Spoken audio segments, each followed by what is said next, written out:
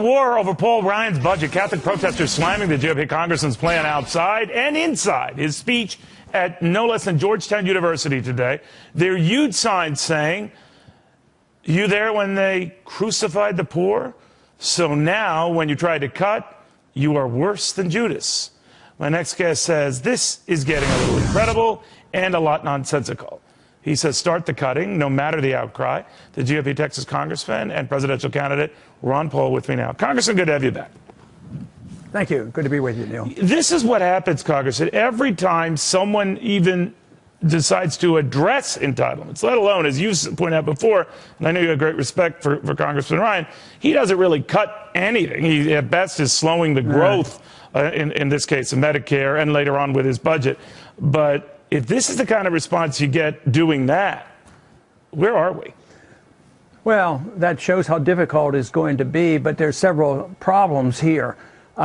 First, when government gets involved, and if you assume government's supposed to do all the care for the poor, you have to admit that it uses force. You remember Mother Teresa wasn't a lobbyist, and when Jesus went on earth, Jesus didn't go to Rome to get the laws changed. But this said, I think there's some flaws in the Republican budget. I did not support it, but I also sympathize with Paul Ryan getting so much grief over even making an attempt.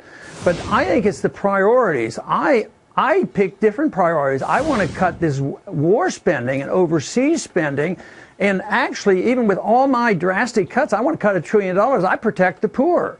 And it's not because I think this is the best way to do with it, but in the transition, I believe that it is better to cut overseas spending, deal with the military-industrial complex. So the Republicans set themselves up. They want to cut, but then they find out they cut something that looks like they're cutting the poor, and they won't touch the military budget. I think we have to listen to Eisenhower and deal with the military-industrial complex, work our way out of it, but not endorse the principle that it's the responsibility of the government to promote the care for the poor, because I think that belongs to the church, not the government. But as you know, Congress, this has come up in a number of debates you've been featured in, where Iran all of a sudden starts saber rattling again, or tempting what some of your colleagues say could be a world war.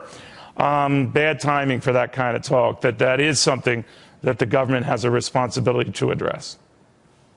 Well, I think it's very misleading. That was the same argument they used for Iraq. Iraq was going to attack us. They had planned to attack Iraq since 1998 and finally found the excuse in 2003.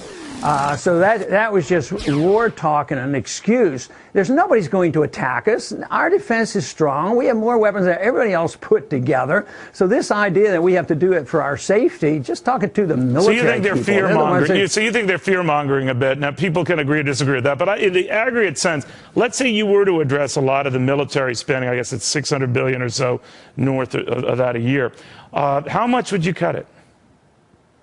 A lot, because we spend well, we spend over $1 trillion when you add everything up. You can cut hundreds of billions of dollars out.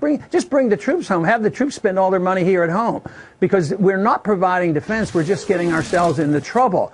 So I would say that is more legitimate than saying, well, we're going to balance the budget on the backs of the poor. Right. Politically, even if you looked at it purely politically, it doesn't make good sense. I do it philosophically, but I don't even endorse those spendings. And I do have some empathy for Paul Ryan, because he is making an attempt, and look at how much grief. I'm complaining about him because he won't cut anything. But I think it's wrong to think that you can do it attacking food stamps and medical care for the poor and not even address the subject of the military-industrial complex and changing our foreign policy, because we spend way too much money in that area. Right now, it's pretty much you and Mitt Romney. Newt Gingrich has all but stepped out of the race. You're sticking in right through Tampa? Well, I'm going to stick in to find out how many votes. They're just in the process of counting votes. There's hardly any primaries left, and it sure looks like Mitt is well ahead.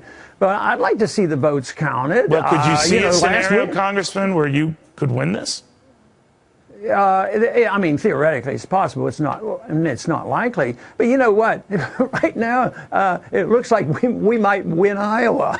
You know, after all these months, you know, just think if I would have won Iowa the night of the straw vote. Just think of the difference it would have been in the campaign. No, so no, there's a possibility we're gonna win it, and Minnesota we might win, and Maine we might win, maybe and Missouri and Washington. It might be water under the bridge now, but I mean. You're about 800 delegates behind Mitt Romney. He's a couple of hundred away. That is true. So is it really his?